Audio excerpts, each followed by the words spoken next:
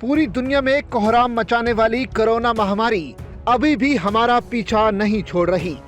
बीते कुछ समय से दुनिया भर में भले ही इसके मामलों में कुछ कमी देखने को मिल रही है, लेकिन इसका खतरा अभी तक टला नहीं है। बीच बीच में कई बार इस वायरस के विभिन्न वेरिएंट्स ने लोगों की चिंताएं बढ़ाई हैं। इसी बीच अब एक बार फिर इसे लेकर लोगों की चिंता बढ़ गई है।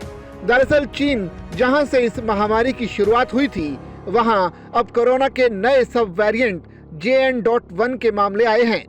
कोरोना के इस सब वेरिएंट की पहचान सबसे पहले लग्जमबर्ग में की गई थी, जिसके बाद यूके, आइसलैंड, फ्रांस और अमेरिका में भी इसके मामले सामने आने लगे। इतना ही नहीं, खुद भारत में भी कोरोना के इस सब वेरिएंट का एक मामला सामने आया है। बीते दिनों केरल में इस नए सब वेरिएंट JN.1 की पुष्टि की गई। इस मामले के सामने आते ही अब सभी की चिंताएं एक बार फिर बढ़ गई हैं। Disease control and prevention centre यानी CDC के मुताबिक कोरोना का ये सब वेरिएंट ओमिक्रॉन सब वेरिएंट BA.2.86 का वंशज है, जिसे पिरोला भी कहा जाता है।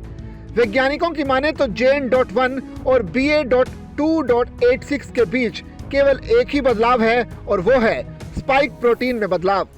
स्पाइक प्रोटीन, जिसे स्पाइक भी कहा जाता है, ये वायरस की सतह पर छोटे स्पाइक्स जैसा दिखाई देता है। इसी वजह से लोगों में वायरस का संक्रमण ज्यादा तेजी से होता है। CDC के मुताबिक कोरोना के इस नए सब वेरिएंट के अभी तक कोई खास लक्षण नजर नहीं आए हैं। ऐसे में ये पता लगा पाना मुश्किल है कि इसके लक्षण कोविड-19 के अन्य वेरिएंट से अलग हैं या फिर नहीं। फिलहाल JN.1 को लेकर कोई विस्तृत जानकारी सामने नहीं आई है।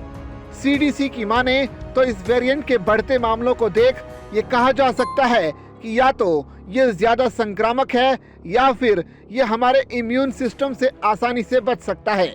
साथ ही इन्होंने ये भी साफ किया कि मौजूदा समय में इस बात का कोई सबूत नहीं है कि JN.1 वर्तमान में मौजूद कोरोना के अन्य वेरिएंट की तुलना में ज्यादा खतरनाक है या नहीं।